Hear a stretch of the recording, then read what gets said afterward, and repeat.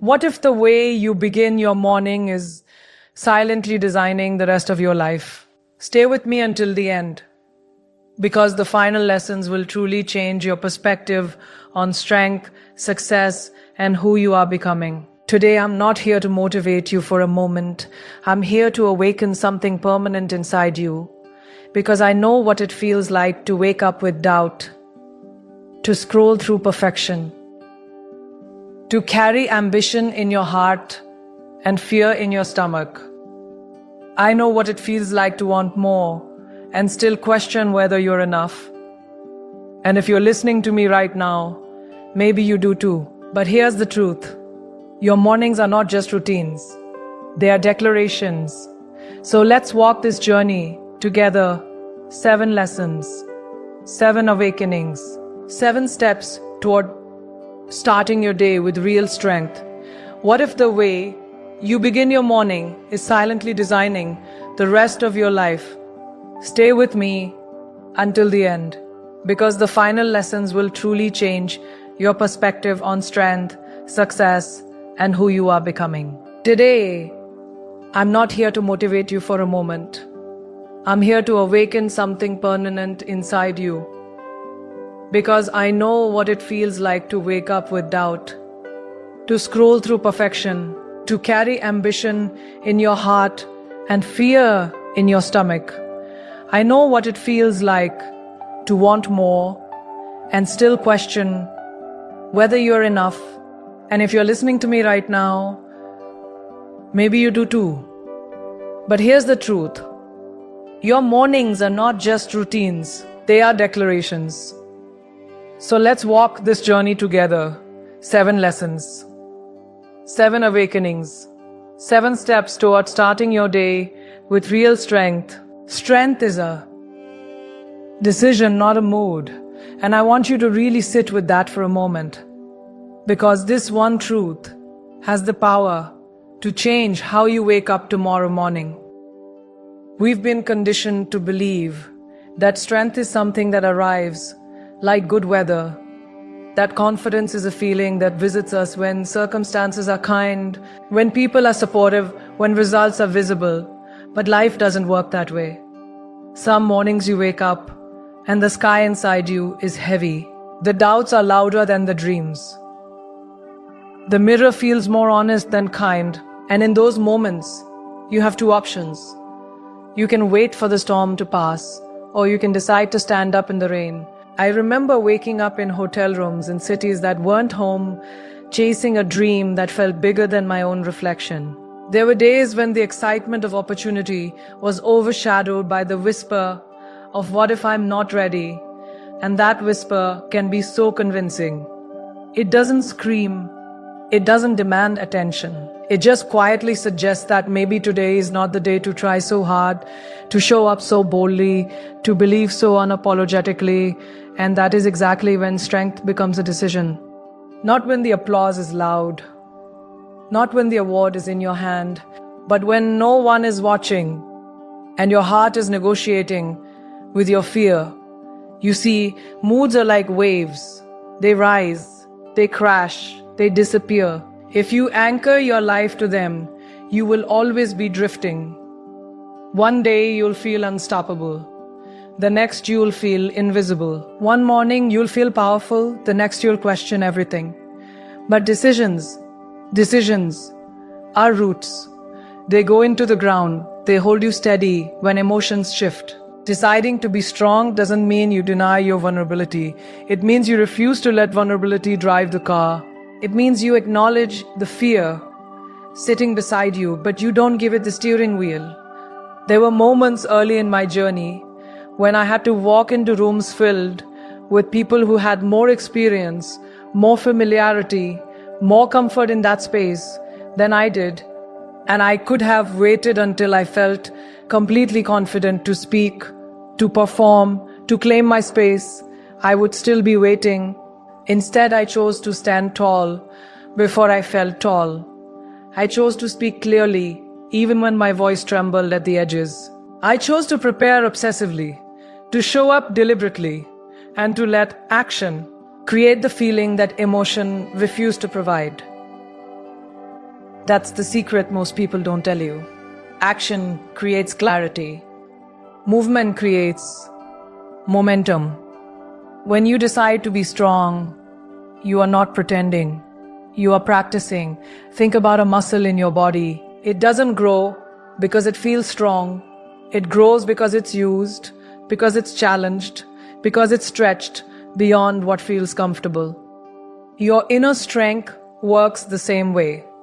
Every time you choose discipline over distraction, courage over comfort, growth over gossip, you are lifting an invisible weight. And in the beginning, it feels heavy. It feels unnatural. It feels unnatural. It feels almost unfair. But slowly something shifts. What once intimidated you begins to train you. What once scared you begins to sharpen you. And one day you look back and realize that the person who was afraid to try has become the person others look to for stability. That transformation did not happen because your mood improved. It happened because your decision hardened into identity. I've learned that waiting to feel motivated is one of the most elegant forms of self-sabotage. We tell ourselves, I'll start when I'm inspired, or I'll try when I'm more confident, or I speak when I'm less afraid. But inspiration is unreliable, and confidence is built, not granted the people you admire. The ones who seem so composed and fearless are not immune to doubt. They have simply practiced choosing strength so many times that it has become their default setting. And you can build that too. Imagine your morning as the opening scene of a film. The lighting is low, the world is quiet, and you are the main character. Before the plot unfolds, before the conflicts arise, you get to decide who you will be in this story.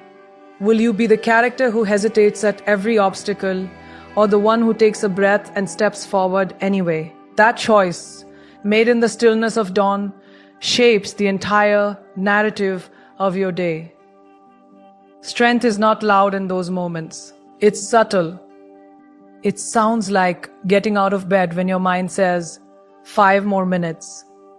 It looks like choosing a healthy habit when the easier one is calling your name. It feels like sending the email, making the call, having the difficult conversation you've been postponing.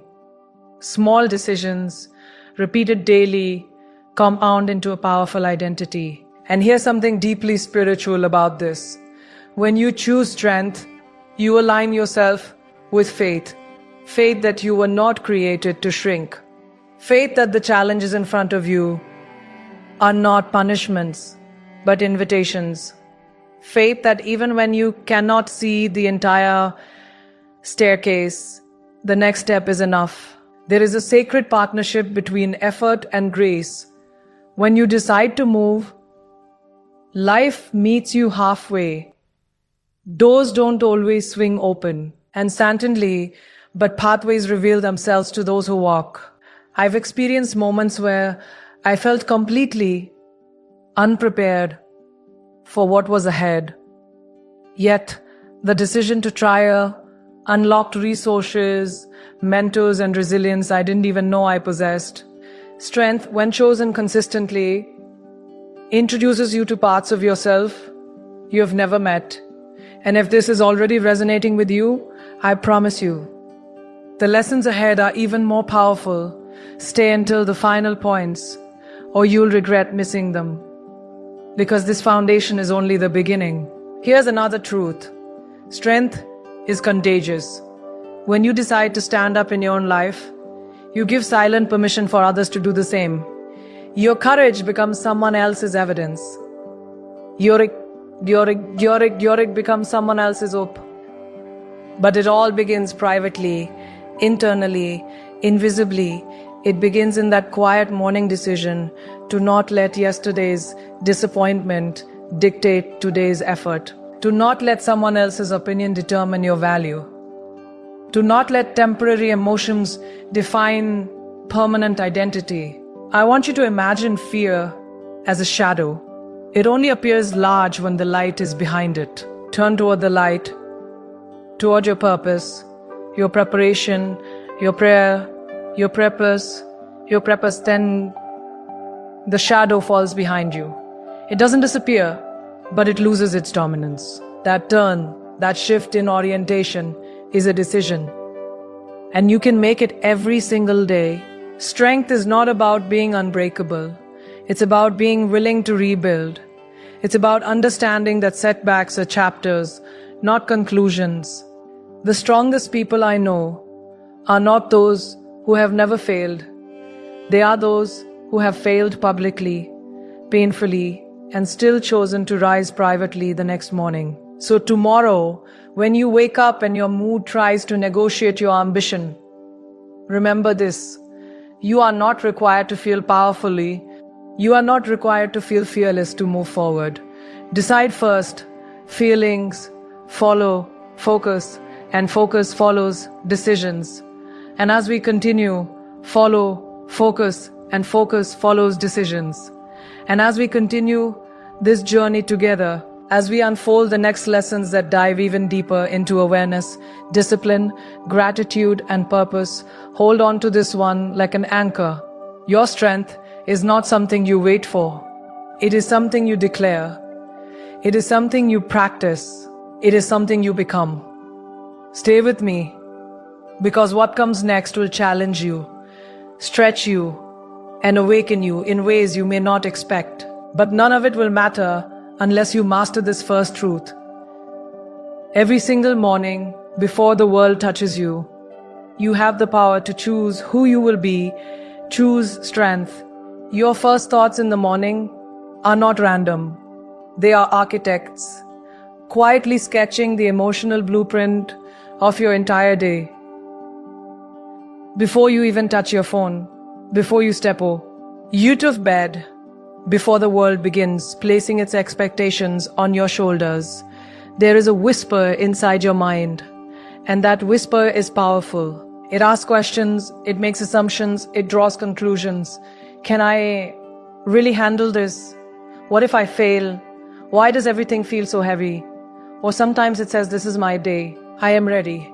The direction of your life is often determined in those invisible seconds. I've had mornings where my eyes opened, and the first thought was not excitement, but pressure. The weight of responsibility, the echo of criticism, the memory of yesterday's mistake replaying before the sun had even risen. And I had to learn, sometimes the hard way, that if I didn't take control of that first internal conversation, it would take control of me. You see, your brain is like fertile soil. At dawn, whatever thought you plant first will grow roots throughout the day. If you plant doubt, you will search for evidence of your inadequacy. If you plant gratitude, you will begin to notice opportunity. If you plant fear, every interaction will feel threatening. If you plant intention, even challenges will feel purposeful. The world outside may not change instantly, but your interpretation of it will looking. An interpretation shapes experience. Think about it. Two people can walk into the same room, face the same audience, encounter the same circumstances, and leave with completely different stories. One says, they were judging me. The other says, they were listening. What changed? Not the room, not the people. The lens. And that lens is crafted in the quiet of your first thoughts. I remember standing backstage before stepping into moments that would define my career. And the most important battle was never with the crowd or the competition. It was with the voice inside my head. That voice had two options. It could remind me of every flaw, every risk, every possible embarrassment. Or it could remind me of preparation, resilience, and purpose.